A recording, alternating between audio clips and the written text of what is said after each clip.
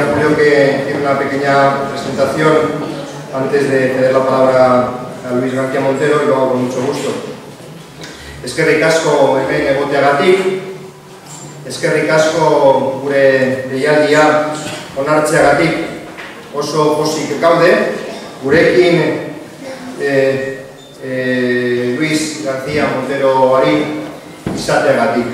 Guretzat gaur ez da egun arrunta, gaur egun berezia da. Errepublikaren eguna biltzen da, Errepublikaren egunean biltzen da gure identitatea, gure ADN. Y con la emoción de haber izado la bandera republicana en el corazón de Bilbao, como decía, os dirijo unas palabras antes de ceder la palabra a Luis García Montero. Hoy nos volvemos a reafirmar un año más en los valores republicanos de aquella Segunda República del 31. Nos reafirmamos para proyectarnos al futuro.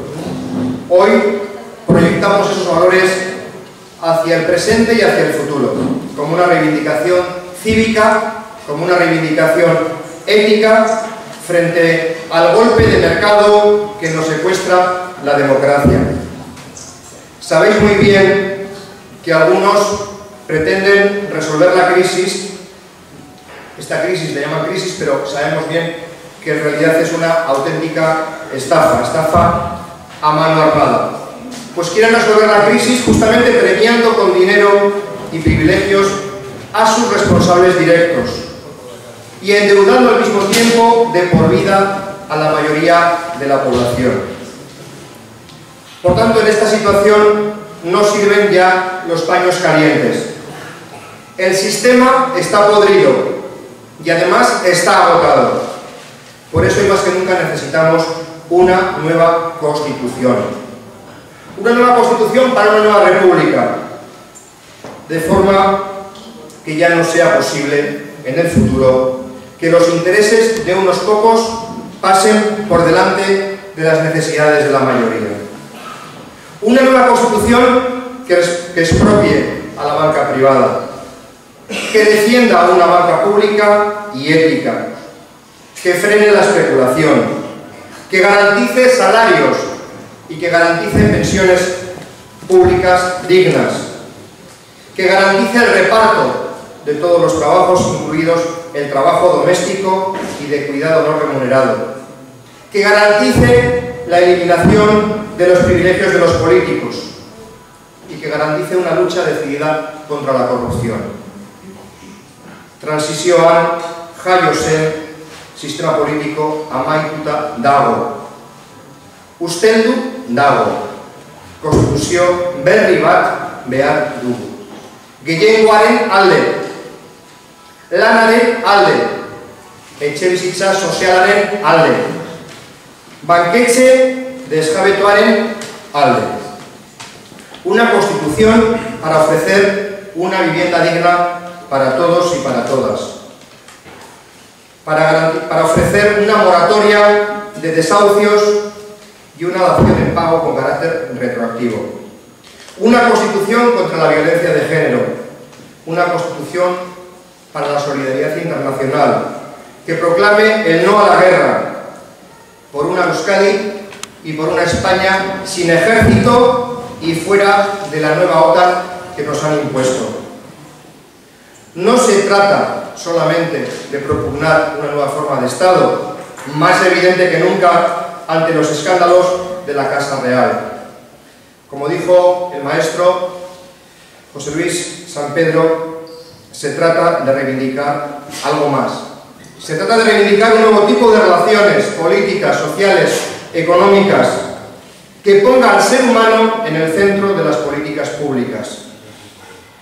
Hoy los valores republicanos de libertad, de igualdad, de solidaridad y de justicia están en serio peligro frente a las políticas regresivas de un gobierno que actúa permanentemente al dictado de los poderosos, que pretende imponernos, de hecho, su propio modelo de sociedad.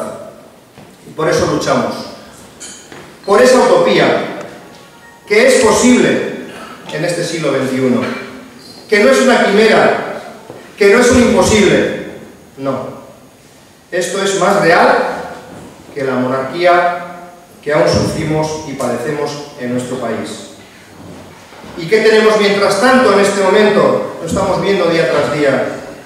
¿Qué tenemos después de tantas luchas? Tenemos frases como la que hemos oído esta semana a ese diputado canario del PP, que advierte y que amenaza a los manifestantes contra los desahucios, diciendo: si un perro flauta me acosa por la calle, le arranco la cabeza.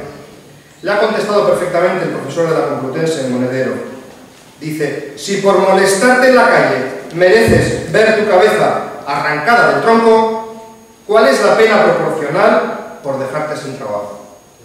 Y por no poder pagar el colegio y la escuela de tus hijos, y por perder la casa en la que has metido todos tus ahorros durante los últimos 10 años, y por perder el acceso a la sanidad, a la universidad, a una pensión, al seguro de desempleo. Estamos viviendo una auténtica paradoja, amigos y amigas. Hoy estamos viendo con pasmo que lo que estaba prohibido ahora está permitido. Sueldos desorbitados, sacar dinero del país, usar información privilegiada, y al mismo tiempo que lo que estaba permitido, derecho a manifestación, libertad de expresión, derecho de reunión, resulta que de facto hoy están prohibidos. Vemos que desaparecen las garantías de reparto de la riqueza social y aumentan las desigualdades. Cualquier tipo de protesta pasa a ser criminalizada por los políticos que están gestionando ese robo de los de arriba hacia los de abajo. ¿Quién, sin que se le caiga la cara de vergüenza, va a defender hoy que un escrache es más violento que un desahucio, que un despido, que un corralito, que el cierre de la universidad o el cierre de las urgencias hospitalarias, o que una mentira electoral, o que las machadas de los antidisturbios, o que las multas por ejercer la democracia? Esto sí es violencia en estado puro y no esos escraches que ellos quieren criminalizar, que son la expresión de un malestar profundo ciudadano. Y a este paso será delito pensar. El mero hecho de pensar acabará siendo delito si no sabemos parar a tiempo esta espiral de locura. Y será delito también respirar desde la izquierda. ¿Qué pasaría en este país si los 6 millones de desempleadas y desempleados enviaran cartas a los diputados? Eso también sería un delito. Cartas en las que se dijera que el padre o la madre o el hermano está desde el mes pasado en la calle después de toda una vida trabajando. Una carta en la que se dijera que la reforma laboral que aprobaron el PP y el PSOE no ha servido para crear empleo. Ahí sí por lo menos hubiera servido para detener la sangría de desempleados, pero ni eso. Bien sabemos, por tanto, quiénes son aquí los auténticos sinvergüenzas. Son los que vivieron del pelotazo. Son los que desviaban nuestro dinero hacia sus cuentas en paraísos fiscales sin que ningún gobierno los haya perseguido. Son los que se aprovecharon de la injusta ley para engañar al ciudadano, como es el caso de las preferentes, sobre todo a personas mayores. Son los banqueros que juegan con nuestras vidas como si todo esto fuera un juego de casino. La culpa la tienen esos que firmaban proyectos de aeropuertos que luego no tienen aviones, o quienes prestaban dinero a mansalva sabiendo que en caso de hundimiento del barco ellos serían las ratas las que primero escaparían para salvarse. Baina gure esku dago konponbidea. Irritarrok eskerreko lotu behar ditugu. Ezin du amore eman. Proiektu alternatiba bat daukagu.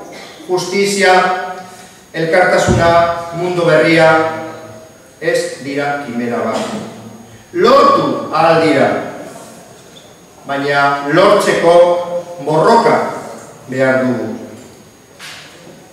Por eso, para acabar, quiero deciros, amigas y amigos, escucharnos bien.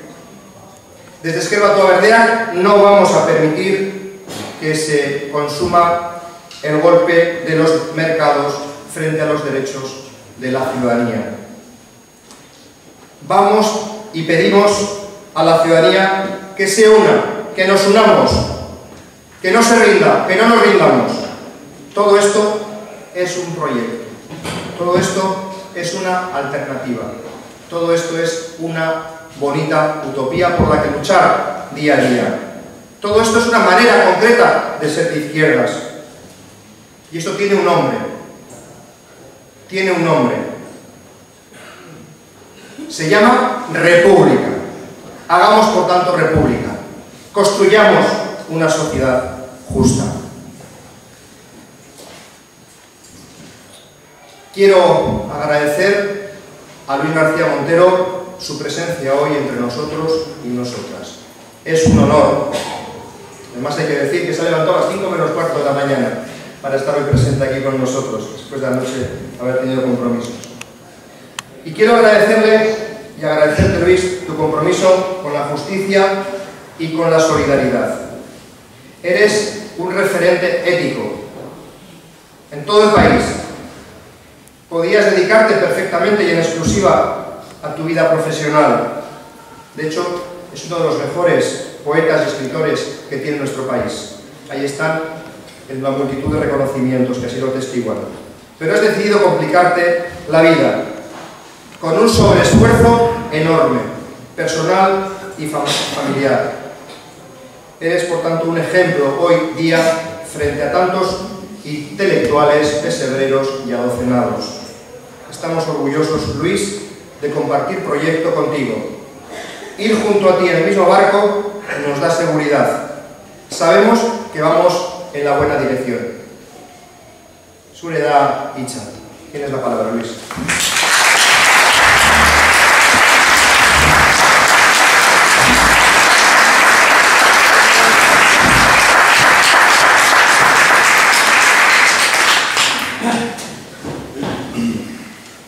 Compañeros, compañeras, amigas, amigos, es para mí un honor que me hayáis invitado a compartir con vosotros esta celebración republicana. Yo creo que todo ideal político y cívico es ante todo un compromiso con el presente. El presente como taller en el que obrar para el futuro, en el que construir el futuro. Y en ese sentido, nuestro republicanismo es una reflexión sobre el pasado, sobre las tradiciones, pero es también una toma de postura sobre el presente para ir construyendo un futuro del que debemos ser dueños. Yo quiero hacer algunas reflexiones sobre el significado de nuestro presente y el significado de la cultura republicana como alternativa para dar respuesta a la precariedad democrática, a las agresiones a la soberanía civil que se están produciendo desde los mercados financieros y a todo el proceso de privatización de la política. La política se ha privatizado y los partidos del sistema están al servicio de los lobbies económicos y de los poderes financieros. Y ser republicano es para mí devolverle la política a los ciudadanos y hacerlos dueños de su soberanía. Creo que para comprender nuestro presente debemos entrar en el debate sobre el significado de la transición y sobre el papel que la monarquía jugó en la transición, un debate que está abierto en este momento y que hace que las discusiones sobre la monarquía sean algo más que un programa de telebasura hablando de la vida privada de la Casa Real o algo más que una denuncia a la corrupción. en la que se ha visto envuelta la Casa Real y que desde luego es criticable, pero hay algo más. Yo creo que este debate se está uniendo a la toma de conciencia de las precariedades de una realidad donde los ciudadanos se están empobreciendo, están perdiendo sus derechos, sus servicios públicos, sus amparos, y la toma de conciencia que hace la gente de que buena parte de todas estas pérdidas se deben al agotamiento de un tiempo, al agotamiento de un ciclo y de un sistema que representa el rey como cabeza visible de un determinado tipo de transición. Estamos pagando la factura de algunas decisiones que se tomaron en los últimos años de la vida y después de la muerte del dictador. Y sobre esto quiero reflexionar, sobre la transición, muy brevemente. Pero es que creo que es un tema complejo y que debemos complicar. Estamos asistiendo a un debate en el que se toman posturas demasiado simples. Por una parte están los que niegan tajantemente todo lo que se hizo en la transición. Por otra parte están los que cuentan la transición como una historia de hadas, donde unos padres de la patria consiguieron una reconciliación perfecta y nos construyeron la mejor España de las posibles. Yo, por experiencia personal, no puedo estar de acuerdo ni con el cuento de hadas ni con la negación completa, porque en mi historia siempre hay alguien que me regaña cuando tomo una postura de queja absoluta o cuando me pongo a defender, aunque sea suavemente, la transición. Os explico por qué. Yo soy heredero de una tradición de militancia histórica que tiene que ver con las comisiones obreras y con el Partido Comunista de España, con el Partido Comunista de Andalucía. Cuando escribo metiéndome tajantemente con la transición, algunos de mis mayores me regañan: estás siendo muy injusto. Por ejemplo, quien más me regaña es Eduardo Saborino, un líder histórico del Partido Comunista, de las comisiones obreras, que estuvo mucho tiempo en la cárcel, que sufrió palizas, que luchó para montar el sindicato y para montar el partido en la clandestinidad, que cayó con la cúpula de comisiones obreras en el año 1972, que fue juzgado en el famoso proceso 1001 y que recibió una pena muy fuerte porque ese juicio coincidió con el atentado contra Carrero Blanco y el régimen quiso mostrar mano dura y en 1973 pues condenó a 20 años de cárcel a Marcelino Camacho, a 19 años de cárcel a Nicolás Astoriu, a 19 años de cárcel a Eduardo Saborino. Y Eduardo, cuando yo me meto con la transición, me dice: es que tú no sabes lo que nosotros luchamos, lo que nos costó de cárcel, de represión, conseguir las libertades. Y parte de mi corazón siente que tiene razón, que tiene derecho a estar orgulloso de una lucha que se opuso a la dictadura para construir una democracia. Y que hubo un papel muy importante de la lucha obrera, de la lucha sindical, de la lucha política, en defensa de la democracia frente a la dictadura. Pero por otra parte yo me he formado también junto a intelectuales, republicanos, ensayistas, profesores, escritores como yo, que vivieron la transición con cierta distancia. Recuerdo, por ejemplo, un libro conmovedor del escritor y novelista republicano Max Sau, que al final de los años 60 vino a España después de haber salido al exilio y de haber estado en campos de concentración en 1939, Él esperaba encontrar una España consciente, politizada, como la que recordaba de su época de juventud y su época de compromiso republicano, y se encontró una España muy indiferente, con poca gente comprometida. Hoy se hace historia y parece que todo el mundo estaba comprometido contra la dictadura. Era mentira, había una inmensa población indiferente, y tuvo unas consideraciones muy tristes. Un episodio bien significativo es la anécdota con la que cierra el libro, ya en el aeropuerto de Barajas para volver a México. Se encuentra con una pareja de alemanes, historiadores del arte, poetas, y están hablando del viaje que habían hecho por España en el año 1969, y le dicen: hemos estado en Úbeda. Mi mujer, que es poeta, quería ver dónde estaba el monasterio donde murió San Juan de la Cruz. Estuvimos paseando por el monasterio, el guía que nos lo estaba enseñando era muy amable, muy simpático, y cuando yo le pregunté, le dice el alemán a Max Sau, que de qué había muerto San Juan de la Cruz, el guía me contestó: lo fusilaron los rojos. A San Juan de la Cruz, según el guía, lo habían fusilado los rojos en 1936.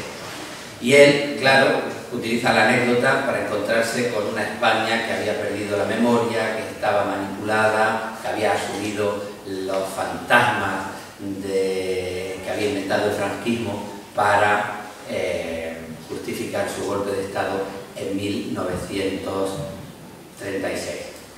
Max Sau escribió una obra de teatro imaginando las posibles vueltas de los exiliados a España, y hace de un personaje de otro ensayista republicano, novelista español que salió al exilio, granadino, como yo, mi amigo Francisco Ayala. Y Francisco Ayala, en esa obra, pues tiene una intervención frente al desánimo de Max Sau. Le dice: pero estás equivocado, la democracia va a venir a España, pero va a venir a España no por la lucha que tengamos los republicanos, ni por la lucha del movimiento obrero.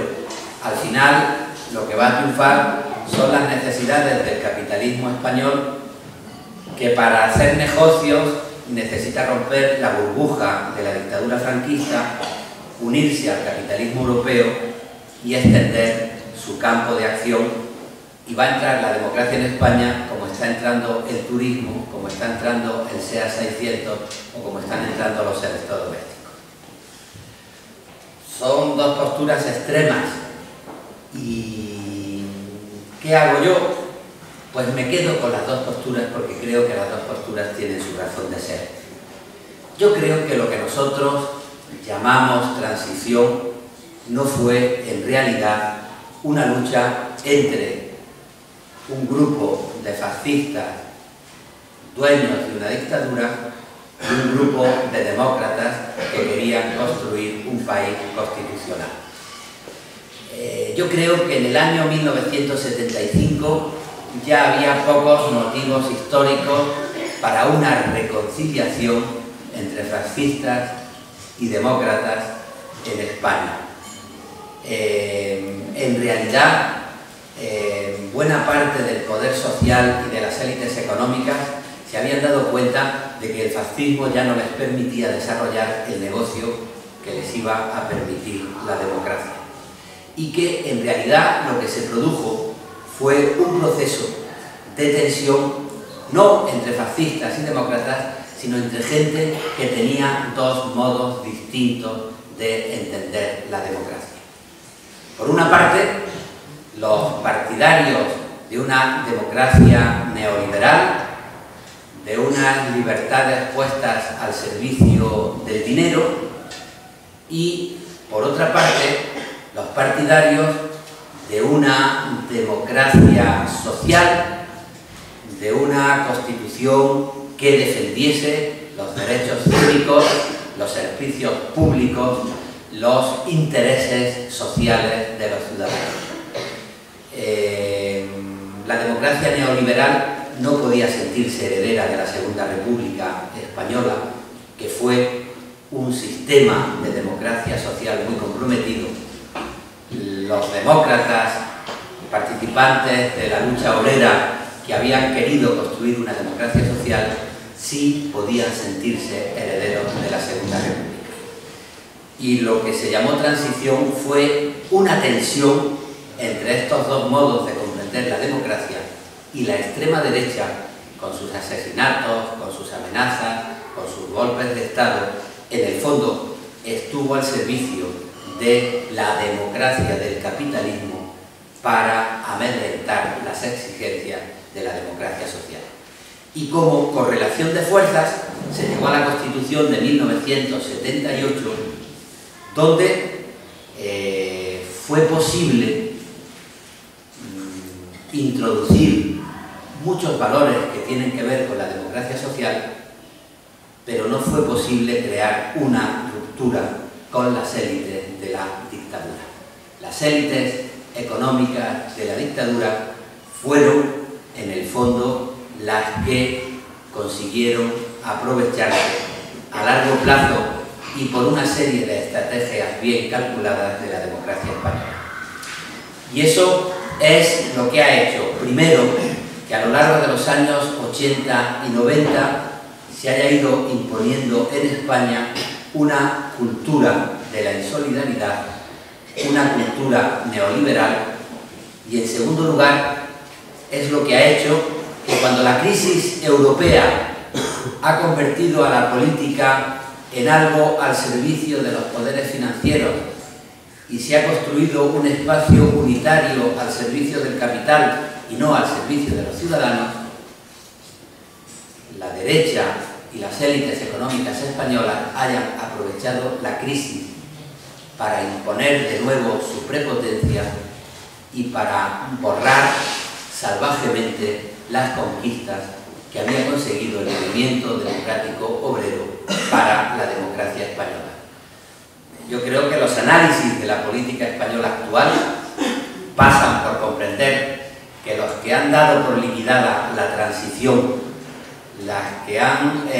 los que han roto todos los equilibrios sociales, los que han decidido olvidar todos los pactos que se habían hecho en torno a las libertades y al estado del bienestar, han sido las élites económicas españolas.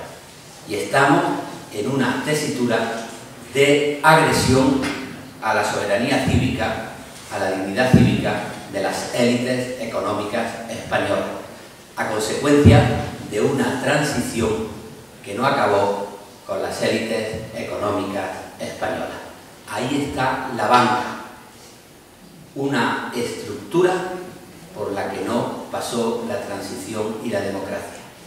Y ahí está la crueldad de una banca que está imponiéndole no ya a los ciudadanos, sino a sus propios políticos como Rajoy, una actitud que los desgasta y los pone en peligro.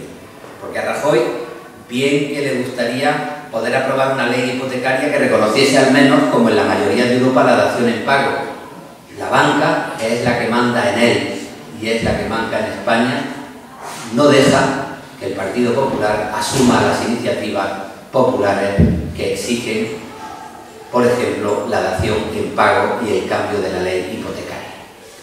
Bueno, en este proceso yo creo que se impuso una cultura que es la cultura que está facilitando la degradación de la democracia en España y que se ha desarrollado en un sistema de turnos de partido, un bipartidismo, que yo no me atrevería a calificar como los mismos perros con distintos collares.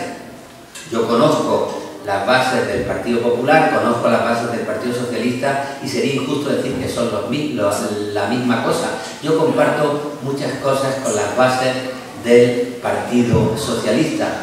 Lo que no comparto casi nada es con la cúpula del Partido Socialista, porque no se trata de los mismos perros con distintos collares, pero sí se trata de distintos perros con el mismo collar, el collar de una transición puesta al servicio del neoliberalismo y de las élites económicas. Desde el punto de vista de la cultura, ¿qué es lo que se ha impuesto?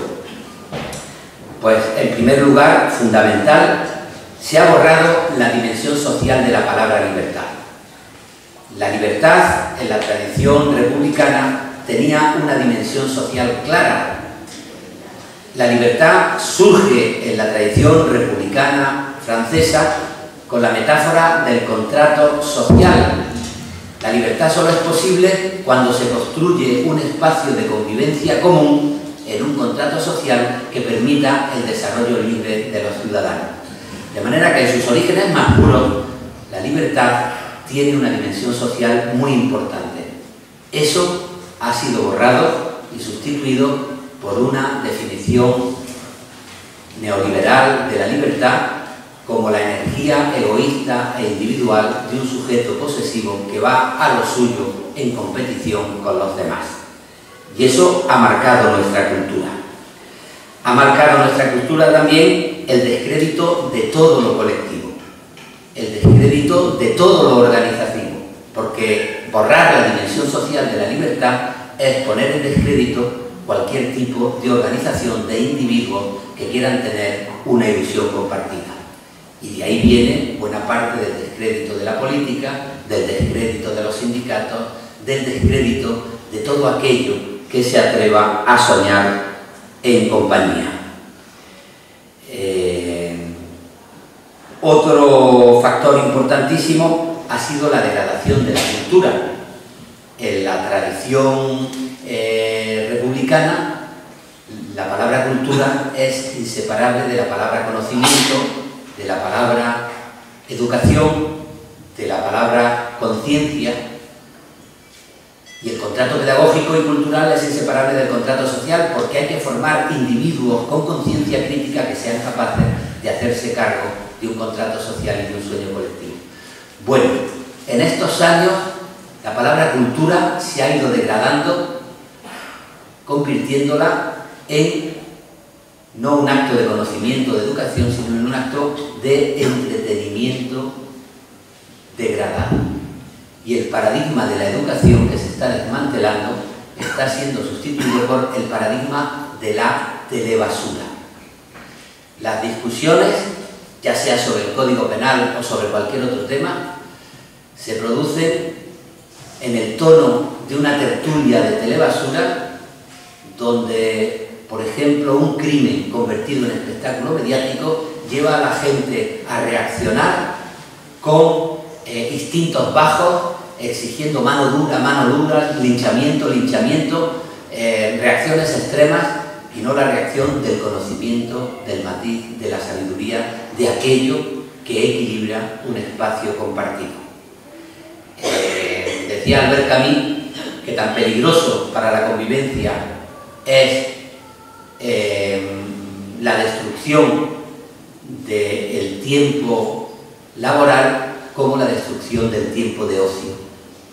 Uno de los mecanismos del asalto neoliberal ha sido la degradación de la cultura en favor de un entretenimiento cada vez más safio al servicio del populismo y de la manipulación de la gente, dominada a través de los rencores y los miedos, como si fuese un rebaño y no como si fuese ciudadanos con una conciencia independiente, capaz de tomar postura. Y todo esto, por supuesto, en un sistema donde la prensa, como espacio de información veraz y como espacio de vigilancia de las injusticias del poder, ha sido sustituida por unos medios de comunicación al servicio de los poderes financieros o al servicio del partido en el gobierno, convirtiendo las televisiones públicas y las radios públicas en gabinetes de prensa de un gobierno y los medios de comunicación mayoritarios en medios al servicio de los poderes financieros para ocultar la verdad y apaciguar la capacidad de rebeldía de los ciudadanos. Este es el panorama al que ha ido derivando nuestra cultura en ese sistema encabezado en España por una monarquía, encabezado en España por un rey que ha desembocado en el descrédito de la política y en la corrupción generalizada. Por eso, para mí, ser republicano es hoy buscar un ideal de compromiso con el presente para responder a todas estas situaciones. Ser republicano significa para mí reivindicar una idea democrática de la economía. En el tono de la Constitución de 1931, la riqueza de España está al servicio de la nación y no al servicio de los egoísmos individuales, de la avaricia de los sistemas financieros. Significa para mí devolverle la dimensión social a la palabra libertad y a la palabra individuo, convirtiendo al individuo en un ciudadano. Significa para mí devolverle el crédito a las ilusiones colectivas y el crédito a la política.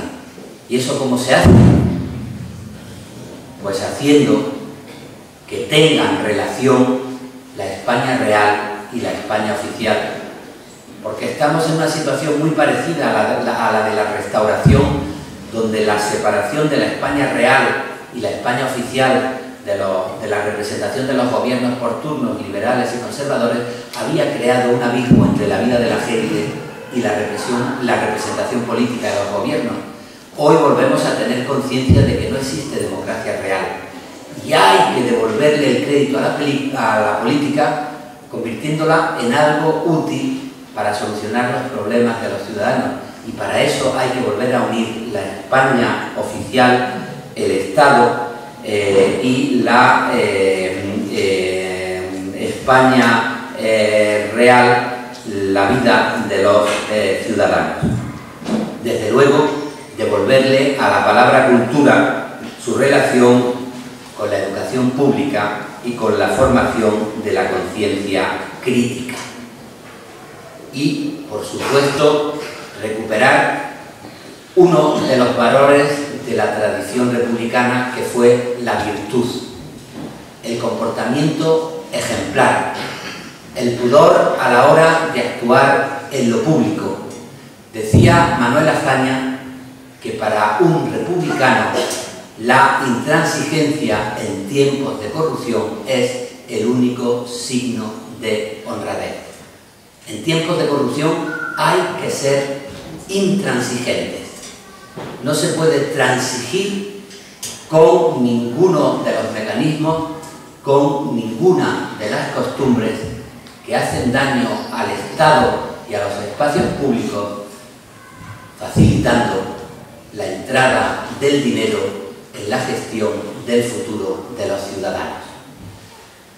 Estas son para mí las claves de una respuesta republicana, y no me parece que eso sea solo recordar el año 1931. Me parece que es también tomar conciencia de lo que le hace falta hoy, en el 2013, a este Estado. Una política capaz de devolverle el protagonismo a los ciudadanos, una política que regule la economía al servicio de la gente y que no humille a la gente al servicio de la economía, y una política que nos permita a todos desarrollarnos en libertad en el espacio colectivo, en el espacio público de la convivencia. Por eso yo me siento orgulloso de la tradición republicana, pero sobre todo me siento comprometido con una apuesta republicana hacia el futuro. Y nada más, muchas gracias.